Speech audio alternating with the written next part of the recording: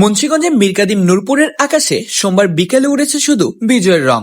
Play কার্ডে মুখ ফুটে উঠেছে এক নেতার ছবি, ব্যানারে লেখা আশার ভাষা, আমরা চাই রতন ভাইকে। জুলাই অভ্যুত্থানের বর্ষপূর্তিকে কেন্দ্র করে তৃণমূলের এই মিলন মেলা শুধু রাজনীতির নয়, মানবিকতারও। দরিদ্র মায়ের হাতে সেলাই মেশিন, অসহায় বাবার হাতে নগদ সহায়তা, সবটাই জননেতা কামরুজ্জামান রতনের পক্ষ থেকে। ৯০ স্বৈরাচার বিরোধী আন্দোলনের সেই সাহসী নায়ক রতন আজও তৃণমূলের স্বপ্নের প্রতীক হয়ে রয়েছেন।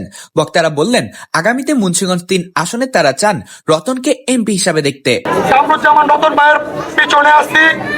রতন ভাই অত্যন্ত ভালো মানুষ, মানবিক মানুষ, এবং সে কত বড় নেতা সেটা আপনারা জানেন।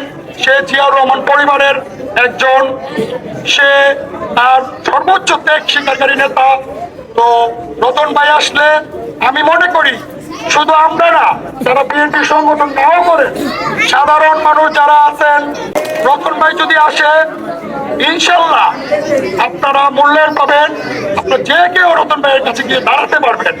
রিকাবি বাজার থেকে শুরু পৌরসভার প্রতিটি সড়কে রঙিন রেলি, স্লোগানে মুখরিত হাতের পতাকা দোল খাচ্ছে বাতাসে, যেন শহর জুড়ে উৎসবের ঢেউ বয়ে যাচ্ছে। এদিন শুধু একটি রাজনৈতিক কর্মসূচি নয়, এটি ছিল মিলনের দিন, স্বপ্নের দিন, আর তৃণমূলের প্রাণের উৎসব।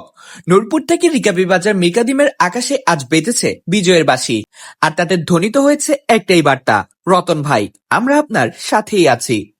সবাই বক্তব্য রাখেন জেলা যুবদলের যুগ্ম আহ্বায়ক শিপন ইসলাম, জেলা যুবদলের সদস্য নজরুল ইসলাম, মীরকাদিম পৌর বিএনপির সাবেক সহসভাপতি ও সাবেক কাউন্সিলর গিয়াসউদ্দিন আহমেদ, মীরকাদিম পৌর বিএনপির সাবেক দপ্তর সম্পাদক শিপন জমিদার এবং জুলাই আন্দোলনের শহীদ শাওনের বাবা সোহাব আলী।